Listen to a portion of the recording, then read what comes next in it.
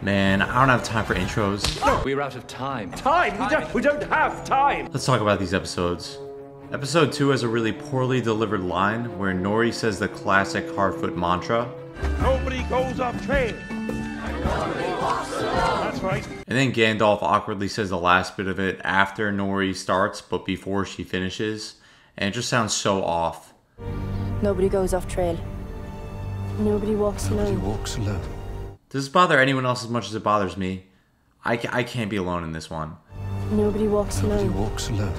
Also, Poppy's staring directly at the camera the entire time in the scene right before it. This is not the first time this has happened in this show. The sea is always right! With our hearts even bigger than our feet. Sometimes with this show, I feel like I'm watching The Shining, I swear. So yeah, that's episode 2. Isildur meets this girl in the woods who's basically going to become the new Bronwyn because Bronwyn's dead now. But there's this scene where she's sitting by a fire heating a knife, and then Isildur doesn't ask why she's heating the knife up, and so then he leaves, and she burns the back of her neck to hide the brand that Adar has been using for his slaves. And I think they're trying to imply that she's actually a spy, or she's on Adar's side, or something like that, but I don't see why. Because the people being branded are not swearing allegiance because they want to. They're doing so because if they don't, they get stabbed in the gut. In Mordor you bow, or you bleed. And you could make the argument that those dudes who tried to jump Isildur were also branded, implying that branded people are also bad guys. But they have brands on their arm, and the slave we see branded gets theirs on the back of his neck, just like this lady.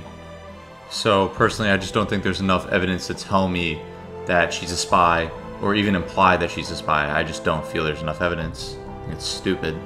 So if the purpose of this scene is to make me question her motives, it doesn't. Because it's more likely that she just escaped enslavement and she's not evil. Your people have been set free. So yeah, pointless. Last season we had the first female dwarf. This season, we get the first female orc. So gorgeous, so beautiful, so stunning, so brave. People have always been speculating about how orcs are actually created, and so it turns out they have babies just like us.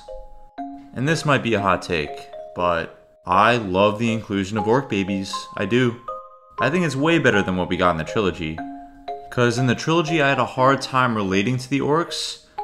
It just always came off as so barbaric and evil all the time. And it was just a lot. But in this, it really just feels like they're just like me. Just look at this loving family, just so beautiful. The other scene I gotta mention is where the people are rioting against Muriel, and then a giant bird swoops in, and for whatever reason, everyone collectively interprets this as a sign that Pharazôn should be the new ruler. And I just don't understand why. Pharazôn! Pharazôn! Pharazôn! The eagle favors Pharazôn! The eagle favors Pharazôn? How do you know that? What is giving you that impression? The eagle doesn't say shit. Maybe this is a sign that Muriel should be the queen, and maybe this is a sign for Muriel. How the fuck would they know? What does this bird have to do with Pharazôn? They were just rioting. And it also seems like the showrunners might be fans of Game of Thrones Season 8, because look at this. Look familiar? So yeah, this scene was so funny, really enjoyed it. The Numenor side plot's really shaping up to be one of my favorites. Also this bowl cut kid, I don't remember his name, says that Aron-dad isn't his dad. All those years you were watching us, did you ever know my father? No, I did not. Neither did I. But I know this much. He wasn't you. I don't know when they're gonna do it, but at some point he's gonna pull back that hair and reveal his 2 oversized pointy elf ears. Because Aron-dad is actually his dad. Wow. Watch, it's gonna happen. And so yeah, this is just a quick review because episode 4 is coming out. So just doing this, and then I'll go back and do more thorough reviews once I catch up. But until then, doing this, Medium Beetle, you already know. Boom.